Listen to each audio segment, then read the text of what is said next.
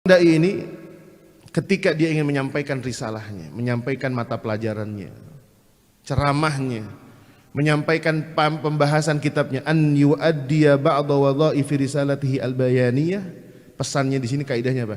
An yuhsina ikhtiyar al-mawdu' alladhi yuridu bayanahu li jumhuri. Dia yang pertama harus memilih dan memilah materi yang tepat yang akan disampaikan. Karena contoh gini kan, ada istilah kayak pengajian umum, betul nggak? Disebutkan pengajian umum. Bisa pengajian umum pun belum tentu umum. Kayak contoh nih, ada pengajian bahas fikih, kitabnya Fathul Mu'in. Ini kalau yang nggak punya latar belakang nyantren, bingung juga nih.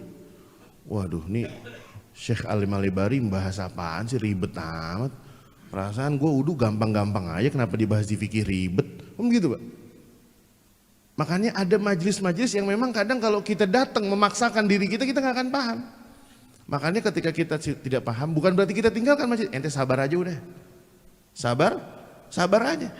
Kita cuma ngarep majelis itu. Mengharapkan majelisnya itu, gurunya ridho ngelihat kita datang, kita juga sabar sama guru kita. Datang aja. Ngaji sejam 2 jam, setelah itu pulang, selesai. Berapa banyak ada orang yang paham, akalnya punya, ilmunya ada, hatinya ada, tetapi dia nggak sabar sama majelis, akhirnya nggak dapat berkah. Dan kita jangan menjadi orang yang kedua, ngerti kagak, punya ilmu enggak, blow on iya, kagak sabar, ya pulang kagak bawa apa-apa itu. Makanya apalagi kalau yang paham, yang punya ilmu, yang ngerti, yang paham, Masya Allah. Di rumah saya itu hari Sabtu subuh jam 6, setiap Sabtu ada pengajian kitab, bahasnya Sofwatut Tafasir dan Mukasyafatul Qulub, karyanya Al-Imam Al-Ghazali sama Al-Imam As-Sobuni. Yang ngisi murid seniornya Syekh Muhammad Yasin bin Muhammad Isa Al-Fadani, Kiai Soleh Rahmani, orang Tegal Parang. Udah sepuh Pak. Saya sowan ke beliau minta, Kiai, karena sebelumnya yang ngisi itu murid beliau.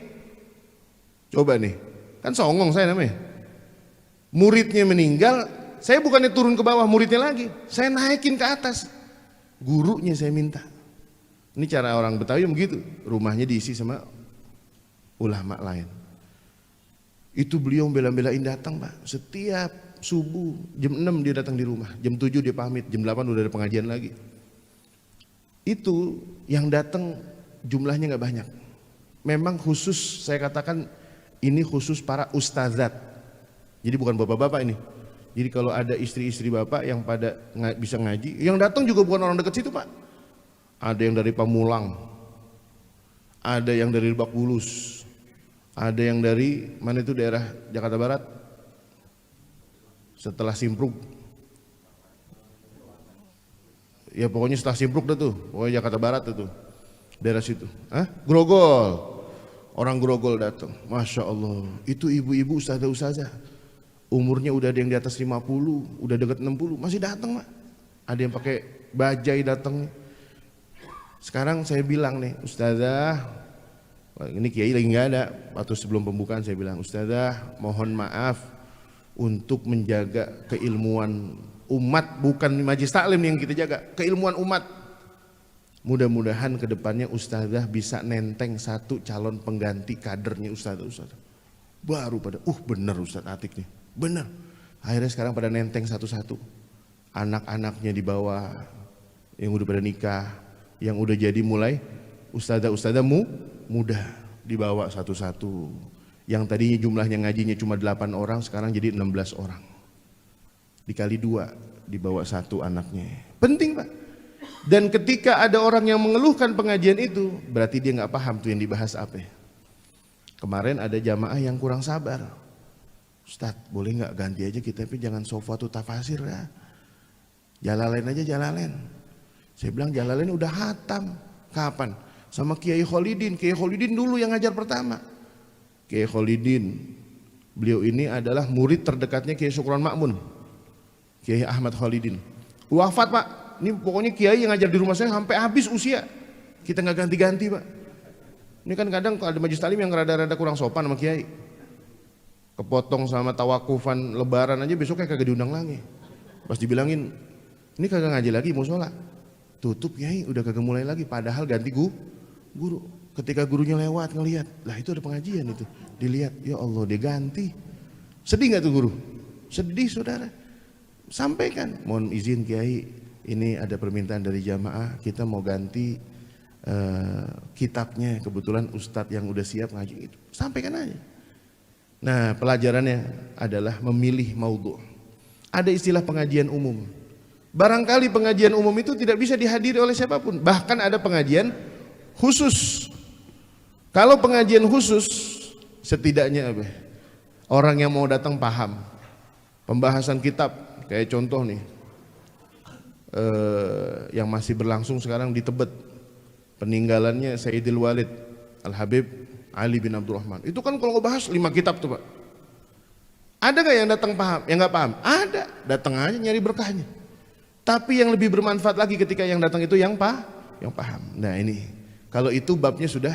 Tetapi ketika babnya tidak ada istilah pembahasan apa, kita ceramah, kita bicara. Ini yuhsinul ikhtiyar maudhu'. Kita harus pinter-pinter memilih pembahasan. Jangan baru pertama kali dakwah di kalangan pelacur udah ngomongin neraka, azabnya pedih. Ini orang datang nakut-nakutin doang nih. Jangan dibahas itu dulu. Mu'alaf, pengajian mu'alaf saya pernah ngisi Pak di daerah Ciputat. Itu yang saya pernah cerita tuh, mu'alaf yang masuk Islamnya gara-gara di Ki Darmawan, gara-gara musik. Dia bangun namanya Rumah Quran Aksana di daerah Ciputat, dekat Kampung Hutan. Itu ada pengajian khusus mu'alaf. Saya mikir ini mu'alaf orang-orang kita. Pas datang, yang laki ganteng, yang perempuan cakep, ilah bule semua. Saya bilang, wah salah milih ustadz ini katanya. Saya bilang sama pengurusnya, ente undangannya buat apaan? Buat ngisi Ustadz. Kira baca Quran doang. Dia bilang, kenapa? Ini pakai bahasa Arab, pakai bahasa Indonesia, pakai bahasa Inggris. Enggak, saya udah pada bisa bahasa Indonesia. Alhamdulillah. Saya udah takut aja tuh. Ternyata mereka punya silabus. Makanya waktu saya datang itu saya diminta nerangkan tentang fikih wudu. Ini mu'alaf Pak, Masya Allah. Itu ada program bagus juga tuh, mungkin barangkali. Tapi kan kalau Jagakarsa nggak ada mu'alaf Pak ya, Muslim. Kalau di sana memang punya program khusus mu'alaf gitu. Dan itu Masya Allah luar biasa. Banyak yang ikut, mungkin ada sekitar 25-an sampai 30 suami istri. Ada yang suaminya baru mu'alaf, ada yang istrinya baru jadi mu'alaf. Dan itu pengajian.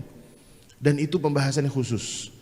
Kalau kita yang udah bertahun-tahun ngaji ikut ke situ ya bete. Dibahasnya tentang rukun, sunnahnya wudu apa, syaratnya sholat itu apa, dibahas pelan-pelan. Karena bagi mereka itu adalah barang baru.